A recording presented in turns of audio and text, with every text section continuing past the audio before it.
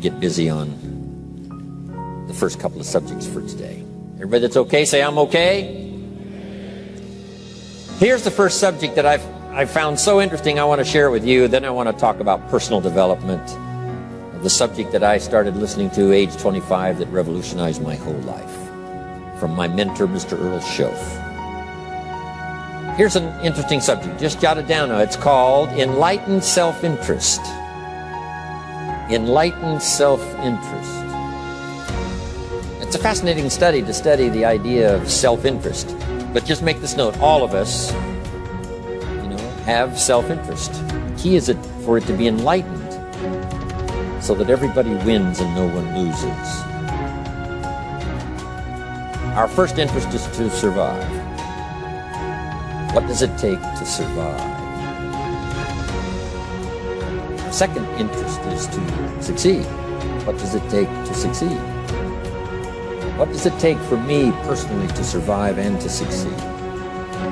Can I legitimately be interested enough in the things that help me both succeed and survive? And here's what I discovered. The answer is yes.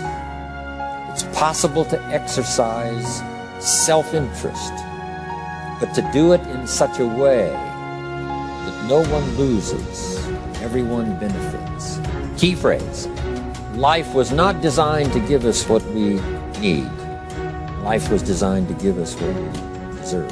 We do not reap a harvest in the fall because we need it. We reap a harvest in the fall because we deserve it.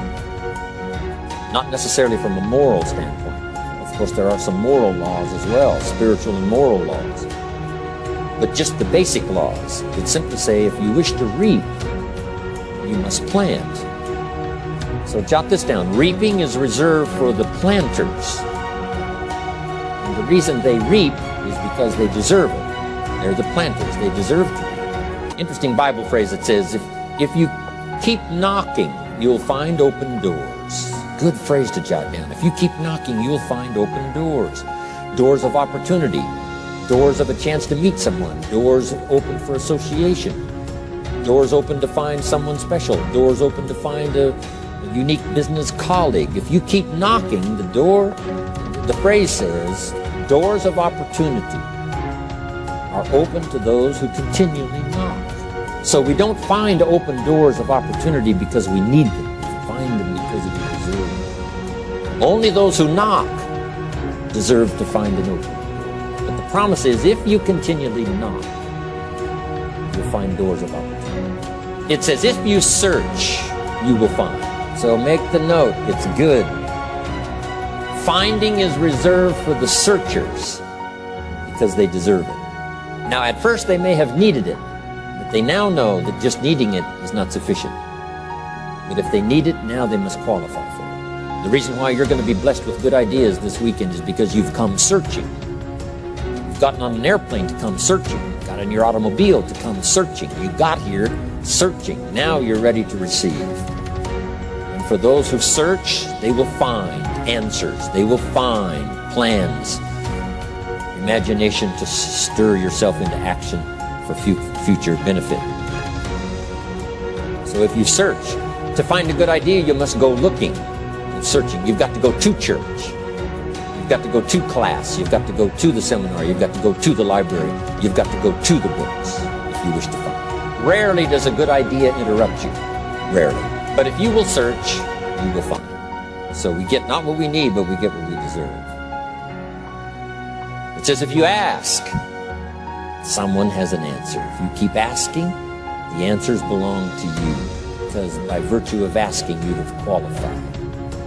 So we don't get what we need, we get what we deserve. The mother on welfare should be taught in some small manner that hopefully she can begin deserving the welfare check.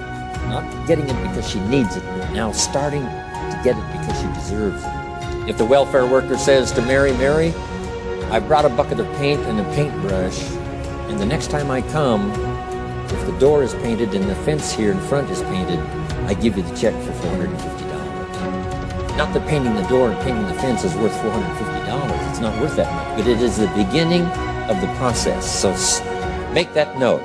I want to begin the process of deserving. What would that be? What process should I begin engaging in to deserve good health, to deserve a good relationship, to deserve prosperity, to deserve an enterprise, to deserve the opportunity to build a city? What must I do to begin the process of deserving? So now the welfare worker comes back and the door is painted and the fence is painted. And now Mary gets the $450 to help take care of her children. Not because she needs it, but because she's beginning to deserve it. Then the welfare worker thinks of some other problem. She said, Mary, if these weeds are gone and this little garden is cultivated, and I come back, now that the door is painted and the fence is painted, if the weeds are gone and this little garden is cultivated, you get the $450. And step by step, a new life is emerging, learning the process of deserving it, not just needing. We teach our children at home, right? Child says, I need $10. So that language doesn't work here. There's plenty of money here, and the vaults are full. But to say I need $10 is not how you open the vault. So the child says what? Wow, how can I get that $10 that I need? So here's what they learn to say. How could I earn $10? Now the vault opens up. Now the money starts to flow. How could I earn $10? What could I do to earn?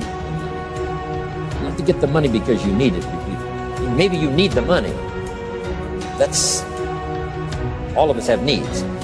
Here the key is to figure out how to open the vault, how to open the bank, how to open this unbelievable flow of resources to come our way. And here's the key: to deserve it, not to need it. You can't walk out to the field and say to the field, I need a crop. Here's what the field says. Here's what the ground says. Who is this clown that brings me his need but brings me no seed?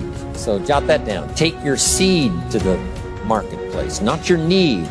Don't disclose your need to the marketplace, only your willingness. We'll talk about that a little later today. Because the marketplace is not interested in your need, but they are interested in your seed. They're interested in your willingness to work. They're interested in your disciplines. They're interested in your eagerness. They're interested in your vitality and your work ethic. That's what the marketplace is interested in. Not your need, but your seed. We get what we deserve. Old Testament God says, if you'll move toward me, I'll move toward you. See, that's how you get those occasions to meet God. You must make the move. God could say, you don't move, I don't move. You say, well, that's arbitrary. Well, when you're God, you can make it that way. So, the law says, if you wish to receive, now let's talk about enlightened self-interest. If you wish to receive, and we would call the wish to receive self-interest. But if it's enlightened self-interest, here's what it says. I understand that in order to receive, I must give. Receiving is reserved for those who give. Receiving is not reserved for those who need it. It's reserved for those who deserve it. We deserve the receiving by giving. In fact, there's an extraordinary phrase in this little context, and here's what it says. It's better to give than it is to receive. Now, the uneducated person would find that difficult to ponder.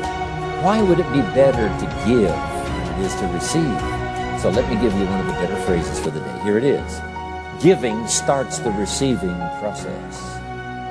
So, of course, it's better to give than it is to receive. How much receiving do you wish? You must start the giving process.